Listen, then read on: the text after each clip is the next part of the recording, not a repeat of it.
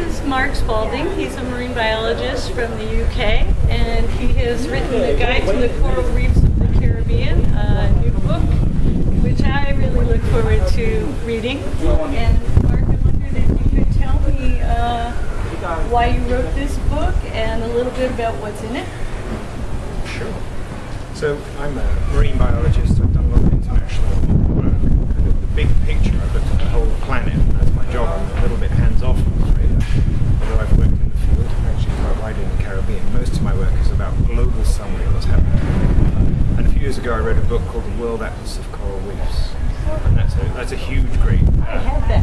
Got it? I do. There you go. Well, it's a fairly technical book.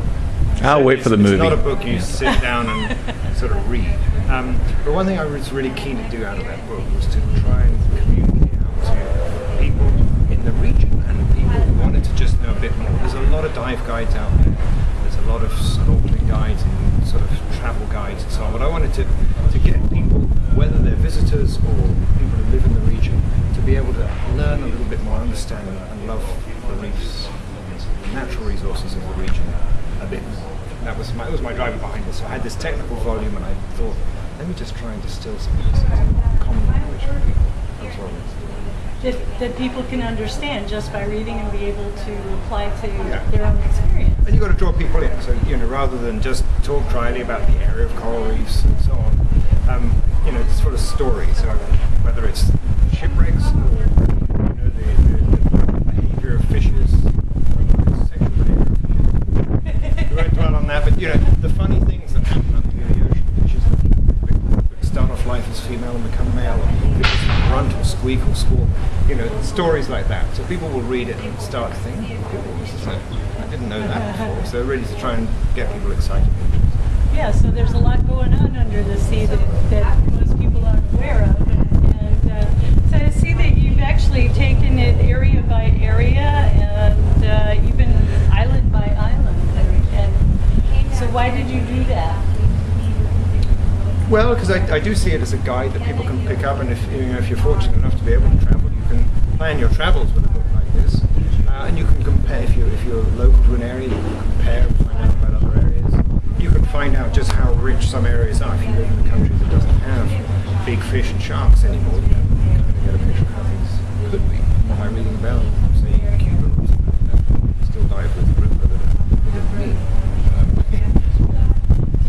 That this area here in the Caribbean is different from a lot of areas that you've been to? I know you've probably been all over the world. I've been to a lot of places. The Lesser Antilles is a special group in many ways. I mean, the fact that you've got this volcanic history means that underwater things don't have these big structural reefs that you expect from Mars.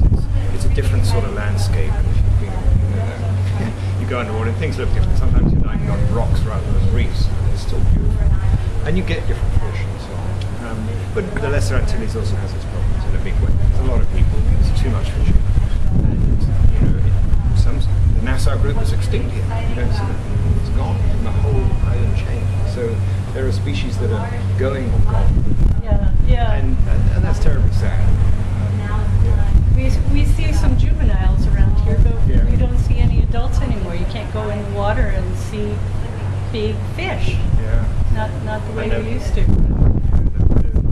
The unfortunate follow-on from that is that the fishermen aren't getting nearly as much out of it as they could. I mean, this is not about conservation versus fishing, but actually, if we work together, we can get things better for everyone. We're trying to get that message across. And there are fishers in other countries across the Caribbean who are beginning to learn those lessons, and they're doing fantastic. Jamaica, you can go to Holchan in Belize, and you've got these little places where the fishermen are really starting to control their resources much better. They're seeing big rewards, they're catching bigger fish, and making more money out of the fishermen. That's great. Yeah, and it's great for tourism too, because there are a lot more fish to look at, and actually when it gets to that point, the fish become unafraid and they start coming closer and interacting with the tourists, which the tourists love as well. People have done these studies. The tourists will pay a lot to see the fish. Sometimes if you get something like, one of the giant groups, the jewfish, in an area. They've worked out that these things, because of the visitor draw, they're worth thousands, tens of thousands of dollars just because year on year people are diving there to see that. Right. Sharks. Yeah, absolutely. Yeah. Well, thank you so much. I really look forward to reading this. Okay. Thanks. Okay, thanks.